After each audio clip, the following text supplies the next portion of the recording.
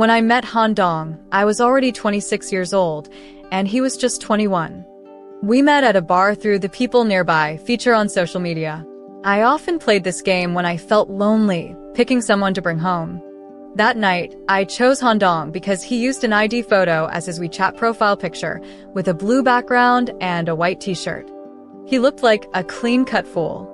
Not long after I added him, a guy walked up to me, shaking his phone. "Did you just add me?" I nodded, immediately feeling a bit disappointed. "Why are you so much darker than in your picture?"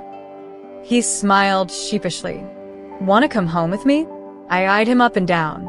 His smile grew wider. "To do math homework?"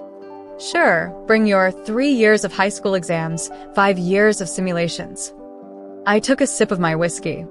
He took a sip of my drink as well, then said, "Oh, stop it. I'm studying advanced math now." That night, we drank a lot together, and he did come back to my place, but in the end, nothing happened. Because this guy couldn't handle his alcohol. He kept talking and even started singing when he was drunk. "You're too noisy. The old lady can't take it," I complained, sitting on the bed. "Who's the old lady? You?" Yes, it's me. You're going to talk me to death." "You're not old at all, sis. Sis, you're so pretty." He mumbled. I smiled, pulled him close by the neck, and planted a kiss on his face. His drunken eyes struggled to focus on me. "I miss you so much, Amao. I miss you so much." "What the hell?" I yelled, then kicked him off the bed. The next morning, as I was getting ready for work, he woke up. As soon as he woke up, he started saying he was hungry. I rolled my eyes. "There's nothing to eat at home. Go freshen up and buy something for yourself." "What are you putting on?" he asked, rubbing his eyes as he got up from the floor. "Sunscreen." "Then give me some too. Didn't you say I was dark yesterday?" He moved closer as he spoke. "Get lost, my sunscreen is expensive." He made a face behind my back and then headed to the bathroom. When we were going downstairs together, he said, "Sis, let's have breakfast together. We didn't make love, but we can still have breakfast, right?" "Oh, so you know we didn't make love." He chuckled. "You were on the bed, and I was on the floor. How could I not know?" "Good that you know. I bring people home for one thing, and I'm not in the mood to have breakfast with you," I said as I reached my car, unlocked it, and was about to get in when he grabbed me. "You're mad," he said seriously. I forced a smile. "It's just that we didn't make love. I'm not that petty." We stood there for a moment, and I added, "Besides, I don't want to mess with someone who has a girlfriend." "I don't have a girlfriend." "Then who is a Mao? Don't tell me it's really a cat." He let go of my hand and scratched his head. "Did I mention her yesterday? She's just an ex-girlfriend." "Stop, no need to explain. It was just a one-night stand, and nothing even happened. I'll delete you from WeChat. If we bump into each other in the future, we'll just pretend we don't know each other." I finished and got into the car. He patted the car window. "Hey, don't do that. I didn't mean to spoil your mood." I started the car and drove about a meter before I heard him shout from behind, "Sis, are you jealous?" Idiot. I slammed on the gas and drove out of the neighborhood. I really did delete him from WeChat. But that weekend after we first met, he showed up again, standing outside my building with a bouquet of flowers. He seemed a bit nervous, and the way he held the flowers looked a little awkward. As I walked toward him, his eyes suddenly lit up the moment he saw me, and he waved at me energetically. Suddenly, my mood lifted, maybe because it had been a long time since someone had given me flowers. I walked up to him, took the flowers, sniffed them, and then looked at him. One-night stands don't work like this, you know. He smiled, showing his white teeth. We didn't do anything that night, so now I'm trying a different approach. I raised an eyebrow. "What? Are you trying to chase me?" He responded with a proud yet playful, and said, "I want to be with you." I'm raising my standards now. One bouquet isn't enough to get me, I said as I started walking upstairs. He followed me up. "Fine, I'll take my time." When I opened the door, he was about to step in, but I blocked him. Hey, I said one bouquet isn't enough. He stopped at the door, quietly trying to push his way in. Realizing I was serious, he finally said, "Then how about exchanging this bouquet for you accepting my friend request again? That should be fair, right?"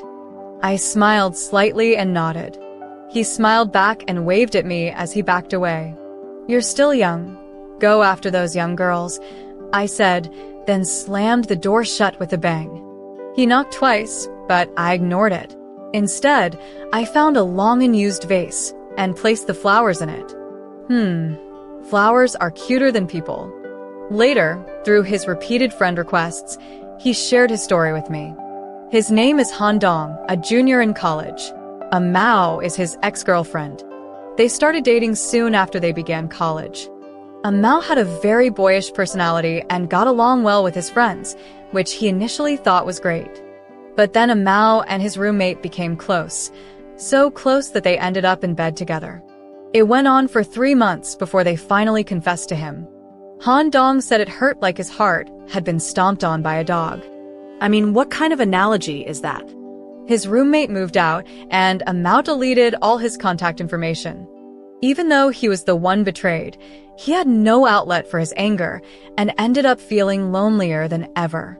So he started spending more time in bars, and that's when he met me. He sent me a friend request every day, gradually telling me his story bit by bit. On the 27th day, I softened and finally accepted. He sent over a flood of ecstatic emojis, followed by a voice message. Yeah. "There's a basketball game between the colleges at my school this afternoon. Will you come and cheer for me?" I thought about the story he had told me and sent 2 words back. "Wait for me." I didn't just go. I went all out, fully dressed up.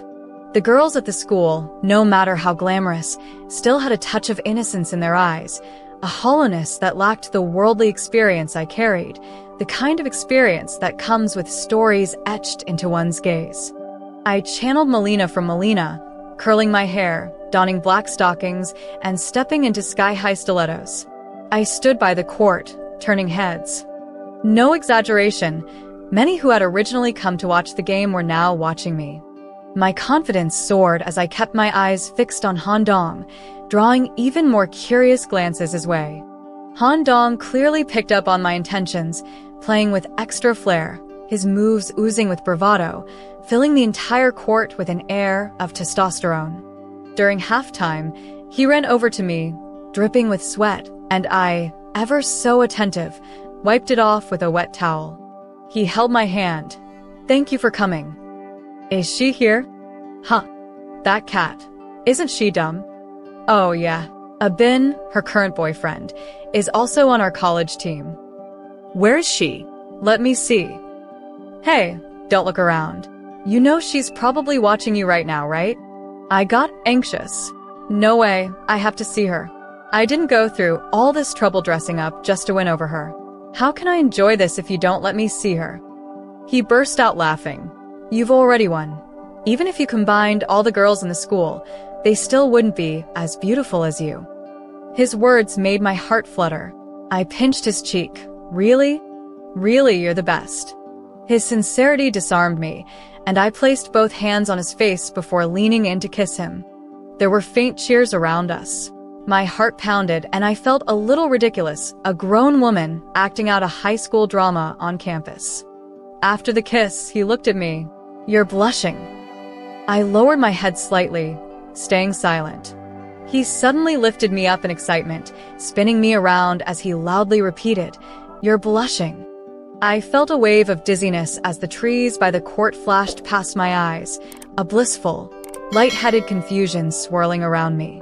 Everything was perfect, except for one slightly embarrassing moment. While he was spinning me, one of my high heels flew off. Just as I was about to playfully scold him, he walked straight over to the shoe, picked it up, and then returned to my side, naturally kneeling down. The screams from the girls around us left me momentarily stunned. He looked up at me and gently said, "Lift your foot." In that moment, I genuinely, truly wanted to fall in love. After that, we started dating. He didn't have any extra income and mostly relied on his family for support, so when we went out at the end of the month, I paid for everything. I didn't mind. It didn't seem like a big deal to me, but occasionally, he would get upset, feeling like it was a hit to his pride. He suggested that at the end of the month, instead of doing anything fancy, we could just walk around his campus, eat at the cafeteria, and reminisce about the good old days. I loudly scoffed at him, shaking my head firmly in refusal. He asked why. I said, "What if those people from last time see me again? How embarrassing." He laughed at me. "You really think you're some kind of celebrity, huh? Who would even remember you? I'm not famous either." His words made me blush, so I playfully hit him. He didn't get angry. Instead, he pouted cutely and said, "Your humble servant accepts the punishment." Because of this, I often felt like I didn't just have a boyfriend. I had a boy toy. After we got together, he didn't like calling me Jia Jia anymore and asked for my real name. I told him my name was Elena. He covered his mouth in mock horror. "You're using an English name to brush off your dear boyfriend." I laughed at his antics. "My Chinese name is too plain. Just call me by my English name." He frowned. "Calling you by an English name feels so distant. How could it? I came up with it during college while watching The Vampire Diaries. Every time Damon called Elena's name, it made my heart flutter." His eyes suddenly gleamed with mischief, and he smirked wickedly. Asterisk The Vampire Diaries asterisk. Huh? Oh, I see. You like being bitten. I caught on to his teasing and started unbuttoning my shirt, my tone softening. Yes. Then, he pounced on me with playful ferocity, and we indulged in some midday delight.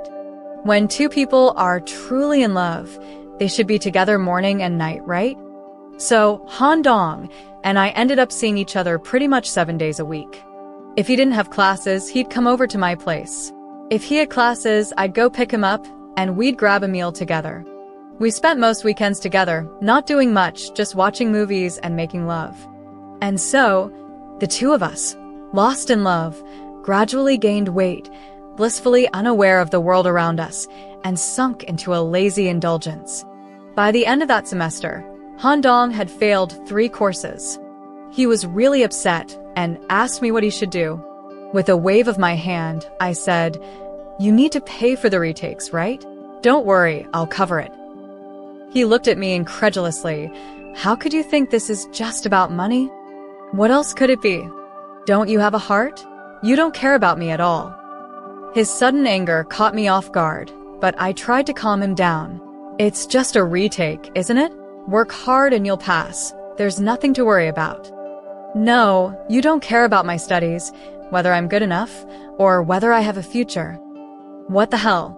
You failed a few courses, and now you're making a big deal out of it." My temper flared.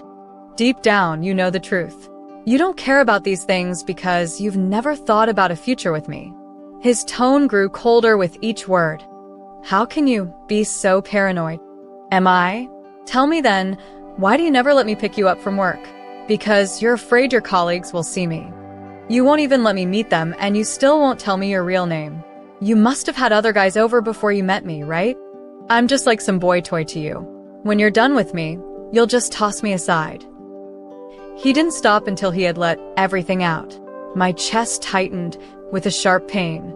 For a long time, neither of us spoke, and the room was so quiet that we could hear each other's breathing. I was the first to give in, saying, "My name is Li Qi." He was stunned for a few seconds, then responded, "Then I'll call you Chi Chi from now on." Gross. As soon as I said it, we both burst out laughing. "Yeah, it does feel a bit off. Let's stick with Elena. If someone asks, they might even think I have a foreign girlfriend," he joked. "Not mad anymore? My boy toy." "Hey, can you stop that?" I'm genuinely hit. I looked at him seriously, and sure enough, his eyes were slightly red. "Why are you so innocent? We met through a one-night stand, and now you're pulling this. I'm not used to it." Despite my words, I walked over and wrapped him in my arms. "But I want to be serious. I've never taken anyone home before." He looked at me directly, his eyes wide and innocent, trying to get me to open up. I stroked his hair, soft and black, just like him. I have brought people home before. I'm 26. It's normal to do things like that. But I've never been in a relationship with them. Now that I'm in a relationship with you, it feels like something is wrong. He said earnestly, there's nothing wrong with it. If you like someone, that's all that matters. Don't overthink it. I don't mind that you're older, so don't mind that I'm younger. You're quite open-minded. I never minded that you were younger, I replied, glancing mischievously at his lower body. Realizing his slip, he rolled his eyes helplessly. Can you not start with the jokes? Don't tease me. Ahem, okay, I'll say it. I really don't mind that you're younger than me. That's not enough. You need to love me. His words hit me right in the heart, and I responded obediently. I do love you. He nodded in satisfaction, but within seconds, his brows furrowed again. Is that true? Don't play with me.